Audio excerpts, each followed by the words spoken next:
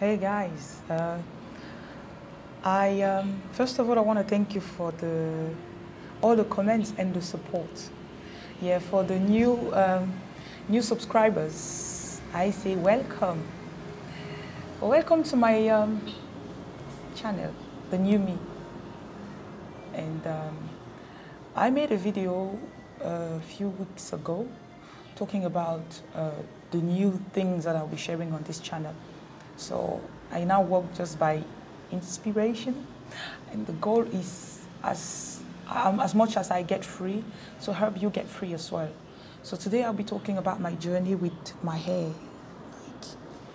I cut my hair 3 to 4 weeks ago. I need to check the date because I cut my hair live on my Facebook channel, and I just put the live video, and as he was chopping it off, I was talking, and what followed was freedom. Listen, it was freedom. I needed that. I needed. I just want to mention this. When I arrived in Cameroon, by the way, I love my skin. You know what? I put cocoa butter, no, shea butter, and Vaseline.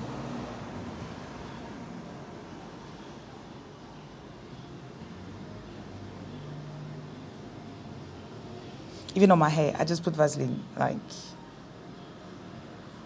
I just feel like it was a new birth for me. So why did I cut my hair?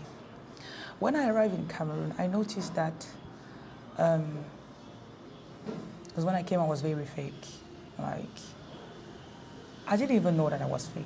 I was just meeting the demand, I was doing what people are supposed to, like, what you expect people to, like what people expect from you. Yes, that's the word. So I kept having people, like, you post a picture, they will say, oh, I like this about you. And indirectly, it's like, you should do more of this. You should put more of this, you should do more of this. And at some point, I felt like I need to be free. If I have to, or if I want to follow what God wants me to do, I need to be free of judgment. I need to be free of trying to please people. And it started because when I arrived, I was living a big life, okay? I rented an apartment, high standing, to be true with you. But for me, I didn't know. Like, I came, I was like, I like this. So I rented the apartment, and God helped me to pay for it. Seriously. It's just later that I learned that when God gives me, it's not to have a lavish lifestyle for now. He wants me to sow into my future. So I was just living on goals. Like, I need a car, let me save for the car. And then as soon as I save, sometimes instead of spending 3 years to save for a car, in 6 months I will get the money for it.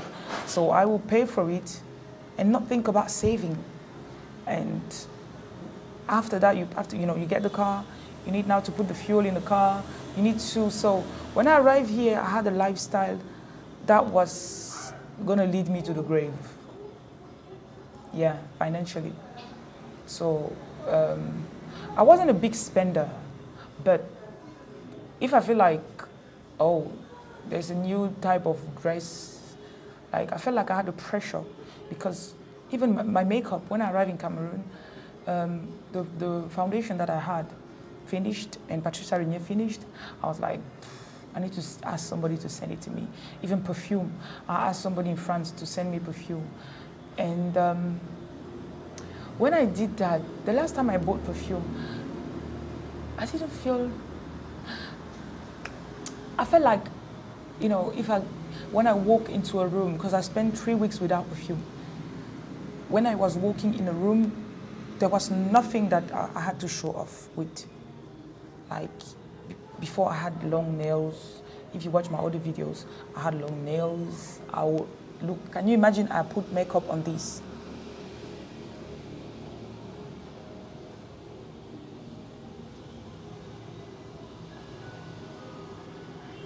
Can you imagine I had to put makeup on this?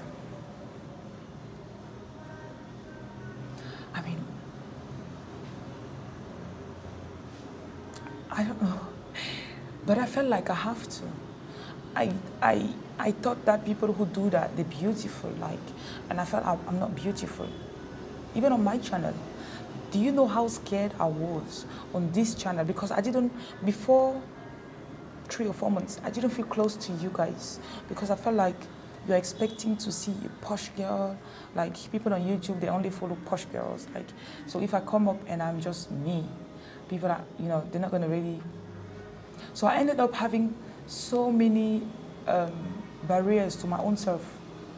Like, sometimes I'll film a video and I'll be like, uh-oh, the background is not nice. I was supposed to be well dressed in that video. Like, this is where I teach. Like, the chairs are there. That I preach here, I teach here, I live here, and I don't have pressure. There's no pressure. So I had that lifestyle for a few months. So when people were visiting me, they would come to my house, they would look at my place, and they'll be like, you shouldn't walk barefoot, you know, I don't know how to say, you should have a car, you should, and I felt like I need to meet a standard. And some days, like, I would spend some days, because I spend a lot of money, I literally don't have money. And some days sometimes I'll be like 4 or 5 days before my next payment come. And in those moments, God will make me just to think, is this really what you want? But I was not listening. I feel like I was still not listening until December. I wanted to move and take a place more expensive than the previous one. Like, the rent was 2.5 times more. And I will talk in another video, I will talk about what I do now. I coach children. So I wrote a book that talks about, you know, developing your child's potential. So I'll just leave that for that video. So when in December, I resigned from my other landlord, and I looked for a place. So I found a place that was 2.5 times more. Okay, so I got the place. I knew it was going to be very stressful on me to be able to afford. But in my heart, I was torn apart between trying to put a lavish lifestyle, because the car that I had, I was paying like 500 euros per month for that car. And the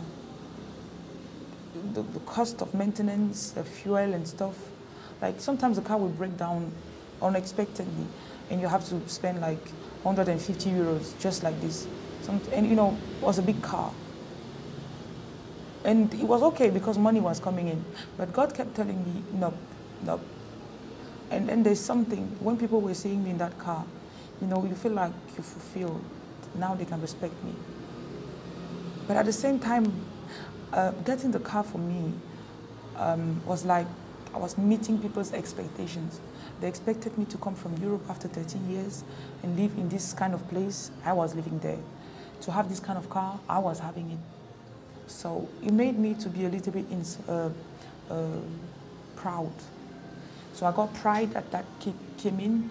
I became for a while insolent. Like, when people would talk to me, I'd be like, talk to my hand, you know.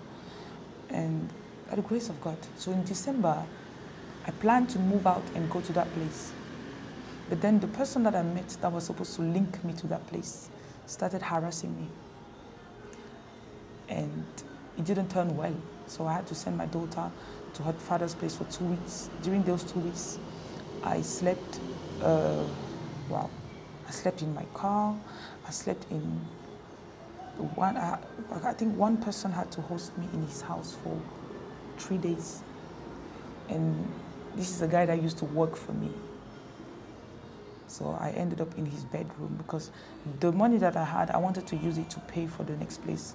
Just to mention that in Cameroon, when you rent a place, you have to pay at least 6 months rent in one go. So they don't take 1 month rent, 1 month deposit, no.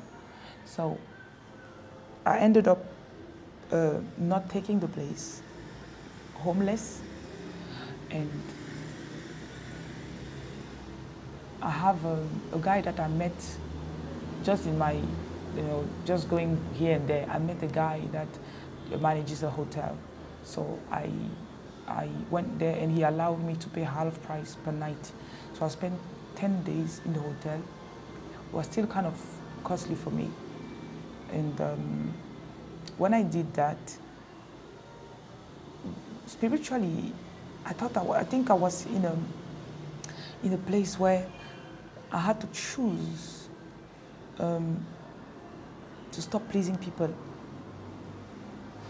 So every house that I was seeing in that period of time, because the one that was costing 2.5 times more, I decided not to take it. But then when I said I'm not taking, what am I going to take now? So I remember 2-3 days I slept, I fasted, and then one day I woke up. God said to me, I just hear in my spirit, call your house. So I said, today I'm finding my house, today. And that morning, one of the girls, because I was doing training stuff in companies. So one of the girls, she wrote me a message and she said, oh, my boss was mocking you here the other day, saying that you're homeless, because he heard that I was sleeping in some places. So this is the number for a letting agent. He's gonna help you. Trust me. I called the agent. 10 minutes later, I meet him. 10 or 15 minutes. We meet. We have a look at 2 or 3 places. The thing is that you have areas in Cameroon that are posh. So what I wanted to take, it was in a posh area. And somehow at the end he said to me, I have one last one, but it's a bit far. Do you want to go there? So I said, yeah. So we arrived here where I'm living now. I saw the place. I didn't personally like the place because I moved from a 2-bedroom flat to a 1-bedroom flat. Like, I would say this is the third of the space I had before. And it needed work. The walls were not painted. The doors were cracked. There was rust in so many places. But I just spent 3 weeks not having a place to sleep, not being able to cook food in my own kitchen. And the person that I kept my stuff in his house, he was the one blackmailing me. So I was pressured I wanted to get my stuff out of his place and just, be, even if he was in one room. So that's how I took the flat, paid the rent, moved in. The first days, we slept on the floor. Like, I took, there's this thing that they make out of, Muslims, they use it to pray. It's very flat mat like this. So I had that, I bought that, because I spent almost all the money that I had to pay for the flat. So we slept on the floor for, me and my daughter, for 3 weeks. And my spirit was so bruised because in my mind, I was thinking, I was rejecting my situation. I was like, I'm not supposed to be in a 1-bedroom flat. I'm just being so blunt and honest with you. I was like, I'm not supposed to be in a 1-bedroom flat. I'm supposed to be in a big house. I'm supposed to be in a 3-bedroom or 4-bedroom. And I want to mention that the person I had a child with, it's very like, I just have to say, okay, rent me a flat, and I know I have what I want. But when God sent me here, He told me that I have to depend and rely on Him. So after 3 weeks, I got enough money to buy a mattress. So I bought a mattress, and we finally mounted the bed, and we put the bed in the room. But then when we put the bed, God wanted me to sleep on the floor. Spiritually, it was like, it was rejuvenating me. So I continued to sleep on the floor in the living room. And I have a way of living, I have a lifestyle since 2013. I don't have TV in my house. What else? I only have a computer, internet, but I don't have TV. So if I need to watch, I don't watch TV. So in the living room, there's no living room in my house. Like, you know, sofas. I don't have sofas. Sofas for me is like, it's going to make you lazy, you're going to sleep, you know. So I don't have sofas. So people who visit me, they're like, what's this kind of life? So I'm going to fast forward and come to the place where I cut my hair. So I started living here for 1 month. I was in denial. I didn't want this place. And then after that 1 month, the car I had, I gave it away, but like the person took the car. So I found myself having to walk, taking a taxi like everybody. But that, in the process, God was already telling me to strip myself of everything else. So that's when I stopped Patricia Renier, I stopped bleaching my skin, my car, I stopped having a car. I had this 1-bedroom flat. So people who knew me before, when they came to visit me, they were like, what happened? And I was still not in peace. You know, sometimes when somebody wants to see me, I'll be like, wait for me outside, because I didn't want them to see where I live. Until, and I kept praying, you know, but I wasn't accepting fully where I am. And it has to do with my life mission. There's a purpose for me telling you this. So when I arrived in Cameroon, I was coaching adults. And on the side, I knew that I'm supposed to coach children, but it was still, you know, because everybody online is doing coaching for adults. So I was like, that's my calling. But God was pointing me to coaching children. So when I arrived, and the radio, they gave me the opportunity to speak at the radio every Saturday. So they're not paying me, and for the first 3 months, oh, I love Cameroon. Look at the weather. It makes me so beautiful. I love it. I love it. I am so at peace now. I feel so fulfilled. I don't know what's next for me, but I know I found myself. I found me. This morning I was looking at myself in the mirror. I was like, not even the external beauty, but inside I feel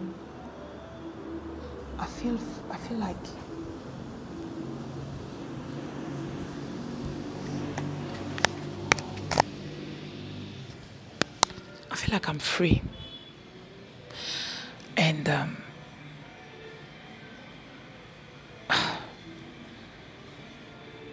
am free.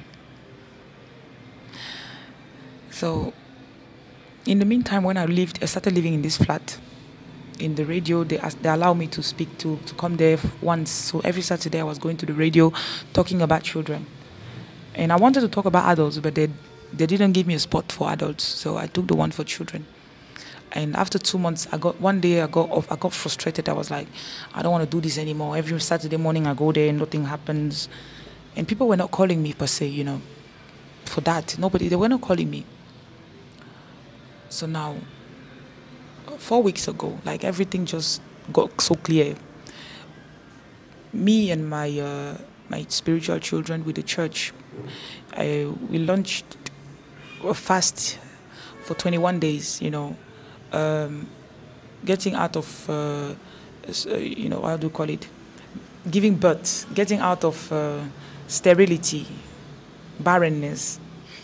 So I started the fast. My daughter fasted as well. I'll make a video for my daughter's side, because my daughter has had so many changes, spiritual changes in her life. So we started the fast, and I think 5 or 6, maybe 10 days in the fast, one day I woke up, my hair was out. Like, I was like, okay, I need to find a time to go to the hairdresser to have a new style. That night, I woke up, I was like, nope, I'm done with this. In the morning, I said to my daughter, I'm going to shave my hair. She thought I was joking. And as I shaved my hair, I felt so free. You know, before, when I was walking in the street, I felt like I had to meet people's expectations. But when I cut my hair, I felt connected to God. I felt connected to me. I felt like anyone who liked me because of what I looked like, they can go now. And this is what gave me the strength to be on this channel and to be so open as well. If you look at my videos, it really jumped start when I cut my hair. The following days, I wore black somehow. In my country, when you're a widow, the first thing is that they cut your hair and they make you wear black. So unconsciously, I wore black for like 7 days straight. I felt like a part of me died and I was free. When I take a motorbike, when I take a taxi, when I take a car, whatever, I'm not ashamed to be like, I own this. And at the same time, I found some teachings about saving for your future, living frugal. Before, if I was saying something about living frugal, I'll be like, nope, not for me, not for me. But I found those teachings, and as I listened, I felt like this was a new Jocelyn that was born. Like the things like spending too much, saving on your fuels, saving on your car, saving on your rent. I didn't know those things. For me, my rent can take 50% of my income. I don't care. But in those teachings, my rent should actually take 15%. Can you imagine? So I found out that even where I live now, I'm still paying too much. So I'm not afraid. If my next place, because I'm supposed to move from here in 2 months, 6 weeks, I'm supposed to go, because they're going to destroy the place and build it fresh. So I was considering taking a room and opening a center, because my coaching business for children for the past month, it has picked up. So there was a spiritual birth in me, cutting my hair. So when I walk in the street now, if I meet a man, like even when I'm live on my other channel, I have a Facebook page, the Gift Digger Academy. On that page, when I'm live, I can speak the truth, what is in my heart. And I always say to people, like, I'm not here to please you. If you don't like me, please go. Please unsubscribe, please. Please. And for me, that was freedom. That was freedom. Freedom.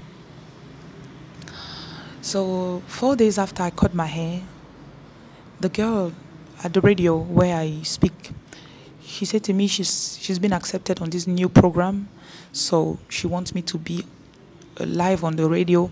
So now, instead of one time in the radio, I'm speaking in the radio 6 days a week. During the week, it's for 20 minutes, and I can choose the subject. I can choose the subject I want to speak about, and they give me 10 minutes fully to talk about it. For the other 10 minutes, I answer questions. When I came to Cameroon, I said I wanted to change lives. I said I wanted to teach people. I wanted to help families with their children. For the past month, something else happened. Let me bring you the book, okay? 1 minute. Hold on. Michelle, have you finished?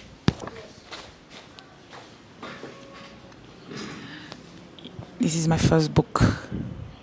So it's my vision. It's called my vision book. I am so fulfilled. I conceived this book when I was fasting. When I cut my hair, I did this book. It took me 7 days. So it's a guide for parents to discover the potential of their children. I realized that everything that I always wanted to do before, it was to please people. Excuse me. But when I cut my hair, I was able to see the truth of my purpose. And I'm still on it, girls. Man, I'm still on it. But you see this, like, look at the image. This was inspired by God. And I'm writing another one for parents, a guide to proper parenting. I'm 32. Can you imagine? Cutting my hair. In the morning now, I don't worry about what I'm going to wear. Like, I was thinking about getting a line of t-shirts, like Homer Simpson, and just wearing them. I don't care about my appearance anymore. And what has happened is that now I have parents calling me. Every day I have at least one parent calling me. They come here to meet me where I live, and where I teach is my center as well. And people with money, rich parents, they come, and in the beginning I was like, I need to have a big place. God told me no. The strength that I put is in you. You don't need to show off. So I bring them here. Where I live is not at the front of a house, it's at the back. And they come. But then the words that I bring to them, it heals them. It restores their relationship with their children, the destiny of their children. So it was a long process. Yeah.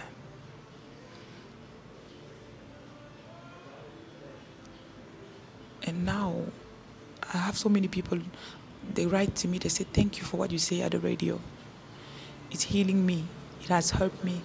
And most of them come here, they just talk to me, they just tell me their story. They just tell me their stories. And then when they tell me, and I'm like, I bring words of healing. I bring words of healing. Yeah. There's one of my coaches that just arrived. Yeah. Come, you're going to speak in my video. Come and say hello. Say hello. Hello. So this is William. So I'm supposed to coach kids today. So he's here. He's up and ready. So we're going to start working. Okay. You have something to say? No. Okay. So go and stay a little bit with Michelle. I'm coming, okay? So I have parents now. They trust me with the family, the children. Like, I don't even know how to say this thing. It has freed me to cut this. It has freed me to be me, not to try to impress people with money. Yeah. I hope this speaks to you, helps you, encourages you. Yeah, the books are available. I sell this on, I didn't put it on Amazon yet because I want to do the one for the parents as well. It's a guide. So I have a lot of questions. And so the children will actually, with the questions, and they will look online, they will discover their potential. They will, it will get the parent to be close to the child as well, because you have to develop your close relationship. These questions will help you to know your child. And it's just, the results are amazing. Parents are like, yeah. So if you're interested, I can send you, you pay by PayPal, and I send you the PDF so you can print it. And after that, yeah. So I coach children. I help parents to discover their children's potential and work on their potential. So this was me. This is me. This will be me from Douala in Cameroon with all the love. Okay? God bless you. Follow what God has put in your heart. And I love you. I have more videos like this, so I will teach them, and then after that, maybe later I'll post this and I will do another video. God bless you.